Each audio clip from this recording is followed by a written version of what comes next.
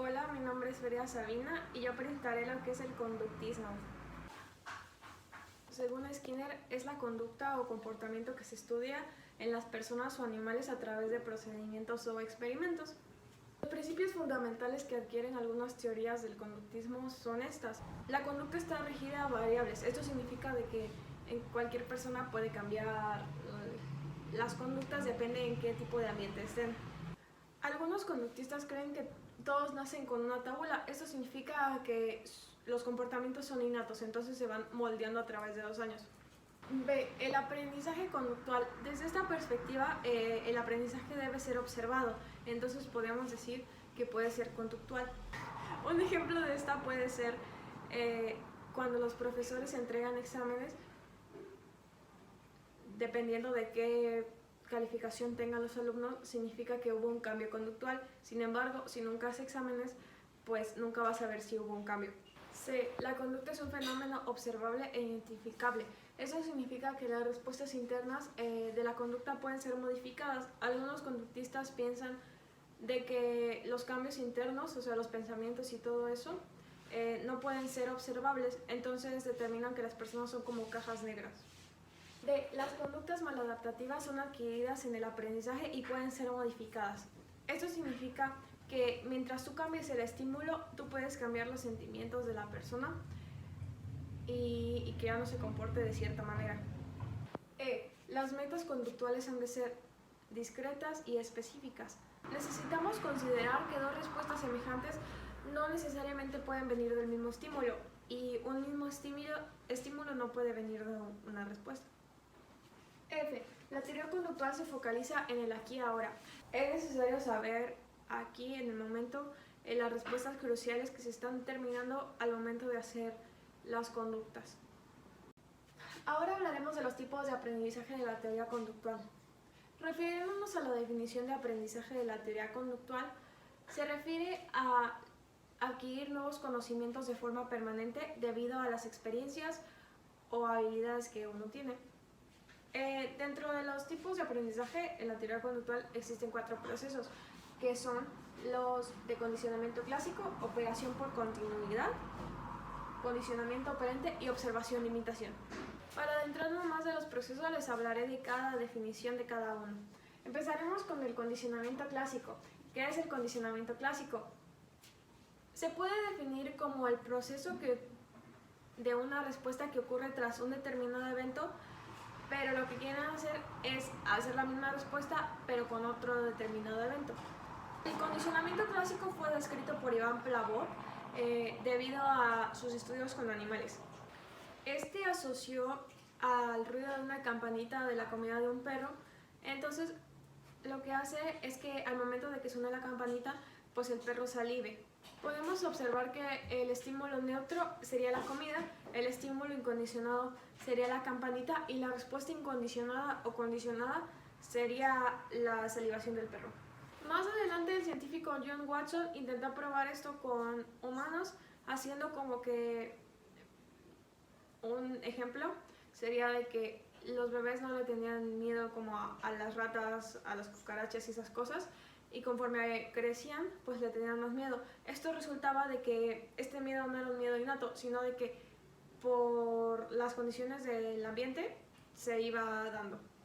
Luego este mismo científico hizo otro experimento con un niño un poco más grandecito, en donde antes no le tenía miedo a una rata blanca, pero asociándolo con ruidos fuertes, este logró que le tuviera miedo y luego le tuvo miedo a las cosas peludas.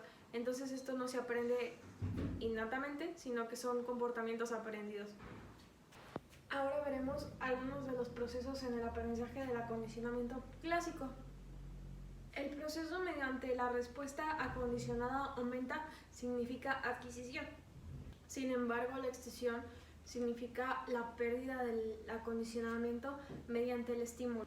De esta forma podemos ver que es posible aprender ciertas conductas o desaprenderlas mediante el acondicionamiento clásico. Otro concepto relativo es el de la generalización.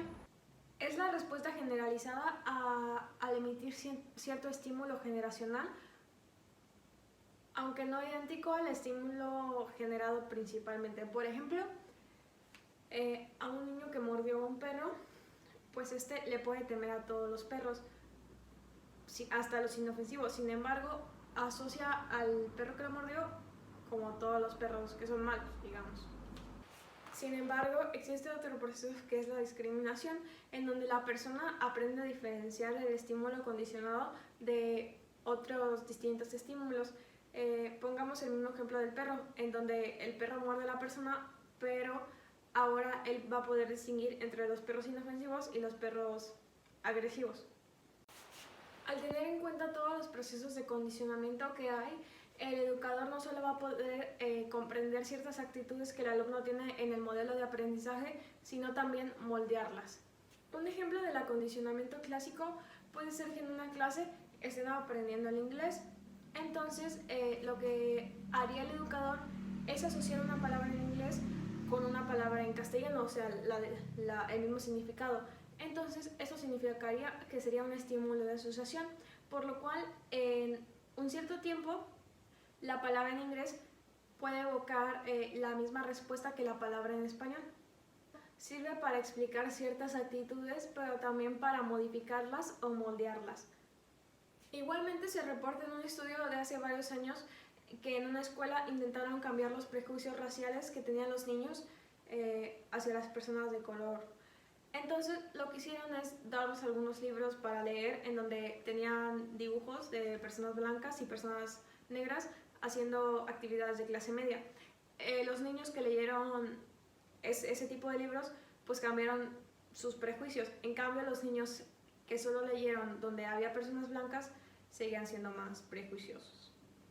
El conexionismo fue propuesto por Edward Thorndike, quien plantea que la forma más característica del aprendizaje, no solo en animales, sino también en personas, se da por ensayo o error o por selección y conexión, que lo llamó más tarde así. Sus principales experimentos fueron con gatos, en donde en una caja ponía un gato hambriento con una palanca y afuera estaba la comida. Al principio, pues los experimentos fueron más tardados porque los gatos no sabían cómo abrir con la palanca, entonces estaba lleno de arañazos, mordidas y eso en la caja. Conforme pasaba gradualmente, pues el tiempo de respuesta fue muchísimo más rápido porque los gatos ya se grababan en la cabeza que al jalar la palanca pues se abría la caja y podían comer. En realidad no entendían, sino que se lo grababan. A partir de sus experimentos, él creó varias leyes que son la de asociación, ejercicio y efecto. Estas teorías que él postuló, que las llamó como conexionismo, generaron a teorías más complejas como la de Skinner, que ahorita hablaremos de ella, que es la de condicionamiento operante. Otra forma del aprendizaje descrita por la teoría conductual sería el aprendizaje asociativo, que fue propuesto por Edwin Guthrie, el cual se desprende totalmente de los postulados de Pavlov y Thorndike. Este postula que la asociación de dos estímulos en ausencia de una respuesta puede ser por medio de principio de antigüedad. Establece que cuando dos sensaciones ocurren juntas, en forma repetida, acaban por asociarse. Entonces, cuando ocurre una de estas sensaciones, que es el estímulo, acaba por evocarse la otra, que es la respuesta. Un ejemplo de esto puede ser que los alumnos lean repetidamente una frase que es la de la capital de Argentina es Buenos Aires. Entonces van a asociar que la capital de Argentina es Buenos Aires. Cuando le preguntan esto, la capital de Argentina es, ellos van a asociar que es Buenos Aires. En este punto radica la importancia de Guthrie en cuanto a los postulados del aprendizaje asociativo. Además, junto a Thorndike, se convirtieron en los postulados donde más importancia le dio Skinner para hacer el condicionamiento operante. Ahora hablaremos del condicionamiento operante. Descrito por Thorndike y Frederick Skinner, este postula que es un proceso que se fortalece un comportamiento seguido de un estímulo favorable, o sea, una respuesta o refuerzo, por lo cual aumentan mucho las probabilidades que ese comportamiento se vuelva a repetir. De esta forma podemos ver que el condicionamiento operante sostiene que se aprende aquello que es reforzado. Como podemos observar, esta postura se basa en que el comportamiento es moldeado por el medio externo o el ambiente y que son las condiciones externas las que modifican la conducta del ser humano. Como dice esta teoría, podemos observar que el comportamiento puede ser cambiado por los antecedentes o por las consecuencias de este mismo. Pese a esto, esta teoría se ha concentrado más en las consecuencias de esta que en las modificaciones. Acá podemos leer un poco más acerca de Skinner. Se doctoró en psicología en la Universidad de Harvard en 1931 y luego pasó 5 años de su vida realizando investigaciones básicas. Después de eso realizó más investigaciones, por lo cual obtuvo grandes éxitos y pudo ocupar un lugar en la Universidad de Minnesota, pero posteriormente regresó a Harvard. Entre todo esto, ha logrado grandes cosas, en los cuales se encuentra el concepto de aprendizaje programado y el condicionamiento operante, como podemos ver acá. Además, una de sus novelas fue leída masivamente en todo el mundo, por lo cual ganó varios premios. Como otro dato, fue de gran controversia entre las teorías cognitivas y conductuales esto que propuso lo de la relación estímulo-organismo-respuesta. Ahora nos adentraremos un poco más en lo que es un refuerzo y castigo. Empezaremos con refuerzo. ¿Qué es un refuerzo?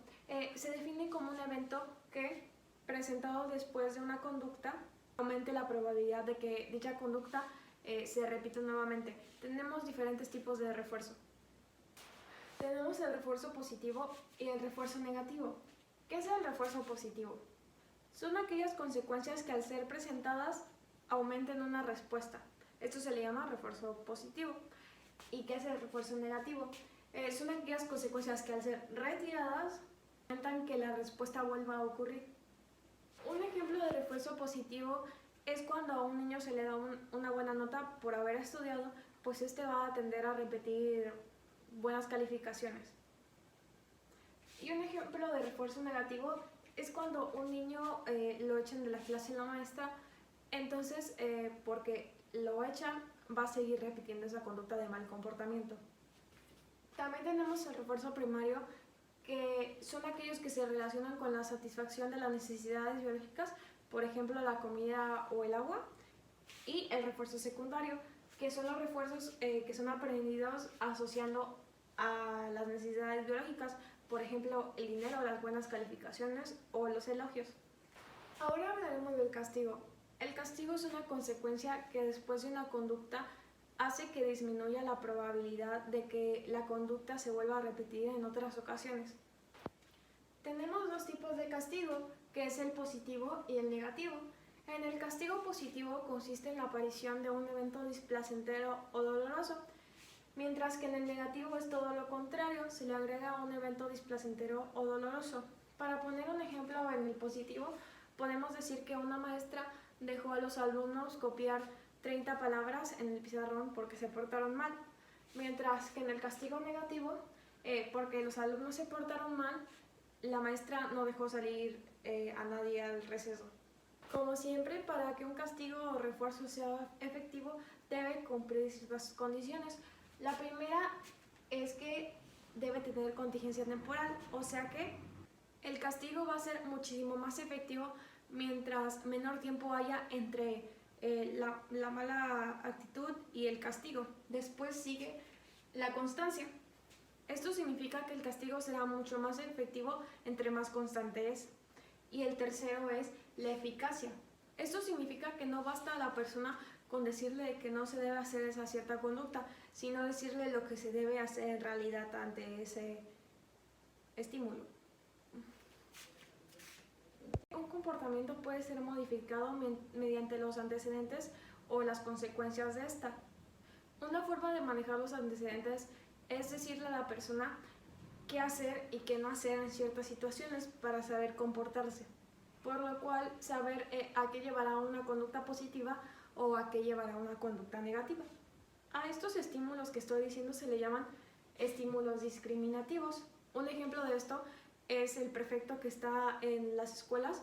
Este es un estímulo discriminativo, ya que cuando ven al prefecto, pues obviamente en su mente piensan no puedes correr, ni comer, ni hacer nada de eso. Además de los procesos que vimos en el condicionamiento clásico, que fueron la generalización y la discriminación, Acá en el condicionamiento operante hay otros 5 procesos más, de los cuales hablaremos, que son el priming, el shaping o moldeamiento, el contracondicionamiento, el encadenamiento y la extinción.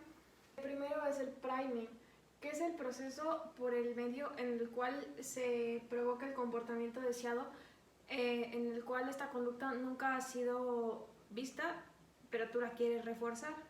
Un ejemplo de esto es cuando un niño da portazos a las puertas, entonces lo que el educador puede hacer es apretar la bisagra un poco más fuerte o poner obstáculos para que la puerta no se cierre de portazo, y así que el niño pueda aprender a que no se puede dar portazos, porque si no hace eso el maestro, nunca aprendería el niño y seguiría dando portazos. El segundo es el shaping o moldeamiento, que es un proceso en el cual se quiere dar a enseñar conductas más complejas, por lo cual a las primeras veces no se puede llevar a cabo correctamente.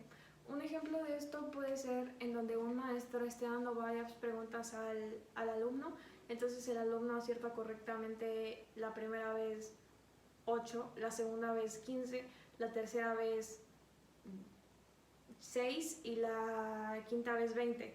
Entonces, en las que acierte más, le va a dar un refuerzo positivo. En cambio, en las que no acierte también, pues no le va a dar nada. Después tenemos el encadenamiento, que este proceso se relaciona con la aproximación sucesiva y requiere de varios pasos del proceso. Entonces, para comprender el total del proceso, se requiere seguir paso a paso. Tenemos 2 tipos de encadenamiento, que es el de hacia adelante y hacia atrás. El encadenamiento hacia adelante puede ser que una costurera esté enseñando a sus alumnas primero a marcar patrones, luego a hacer costuras más derechas y luego a hacer costuras muchísimo más complejas. Y luego otro ejemplo de encadenamiento pero hacia atrás, este se utiliza mucho en donde los primeros pasos son mucho más difíciles que los últimos pasos. Por ejemplo, una mamá le está enseñando a hacer huevo revuelto a su hijo, entonces el primer paso que le enseñaría es a revolver el huevo, después sería quebrar el huevo y hasta el final sería prender el gas. Luego tenemos la extinción, que es el proceso que explica la pérdida de patrones que han sido posteriormente reforzados. En este pues se tiene que ver la causa del reforzamiento para que la conducta sea totalmente eliminada. Por ejemplo, cuando el profesor regaña a un niño, unos alumnos empiezan a reír del niño, entonces el profesor puede dejar de regañar al niño, por lo cual los alumnos dejarán de reírse de él. Tenemos el contracondicionamiento, que este es el proceso en el cual un comportamiento indeseable es removido o eliminado, mientras que otro comportamiento deseable llega. Un ejemplo de esto puede ser que un niño llegue a sacar a la mitad de clase punta, pero como el sacapuntas hace demasiado ruido, a la maestra y a los alumnos les molesta, por lo cual la maestra va a eliminar ese comportamiento reforzando otro en donde el niño llegue al principio de la clase con lápices ya sacados punta. El concepto de programas de reforzamiento se refiere a la pauta con el cual este es medido de refuerzo. En términos generales, el reforzamiento puede ser continuo o parcial. Ahorita veremos un poco más acerca del continuo o parcial. Tenemos el refuerzo continuo, que es el reforzamiento de cada una de las respuestas correctas. Este es el más rápido, ya que puedes aprender una conducta mucho mejor. Tenemos el refuerzo parcial, que es aquella que se entrega de manera frecuente pero no continuada. Es un poco más tardada para que se haga la conducta, pero significa de que es menos probable que la conducta se extinga, ya que es más lenta. Los programas de intervalo se refuerzan cada cierto tiempo determinado. En el intervalo fijo, el periodo de tiempo siempre es el mismo, por lo cual la conducta tiende a disminuir. Un ejemplo de esto es que al principio de la clase, a los 15 minutos, pues la maestra está pidiendo la tarea. Entonces, en esos 15 minutos, los alumnos pueden platicar y hacer otras cosas mientras que la maestra pide tarea. En cambio, en el intervalo variable, el tiempo transcurre entre un refuerzo y el próximo cambiando, por lo cual es mucho más difícil predecir este tipo de conducta. En cambio, los programas de razón es más importante el número de respuestas ejecutadas y no el tiempo que se le da a las respuestas. Acá en esta tabla podemos ver un poco mejor todo lo que acabo de decir, que son los tipos de reforzamiento, que es el razón continuo, intervalo continuo, razón intermitente e intervalo intermitente. Y acá podemos ver cada descripción de el efecto que hace en el comportamiento y el término del programa, que sería la extinción. Como se ha visto, el principal potencial del condicionamiento operante al ser aplicada en la educación consiste en la capacidad para instaurar, modificar o eliminar conductas indeseables y así poder meter otras que son deseables. Así, los principales usos que se le han dado a este aprendizaje pues han sido crear un mejor ambiente conductual a la situación que se está dando mediante el refuerzo, el castigo o los estímulos discriminatorios. Técnicamente, la mayor influencia del análisis funcional que Skinner propuso en la educación son los modelos generales de la disciplina. Es así como Skinner plantea que el profesor debe seguir todas estas pautas para que los alumnos sean disciplinados. Como podemos observar, hablábamos del condicionamiento clásico y del condicionamiento operante, por lo cual estas dos tienen algunas diferencias. Mientras que en el condicionamiento clásico se centra en la tensión que el estímulo causa en la respuesta, en el condicionamiento operante esta se centra en la consecuencia después de un estímulo y en el efecto que tiene esta sobre la probabilidad de emisión de la respuesta en el futuro.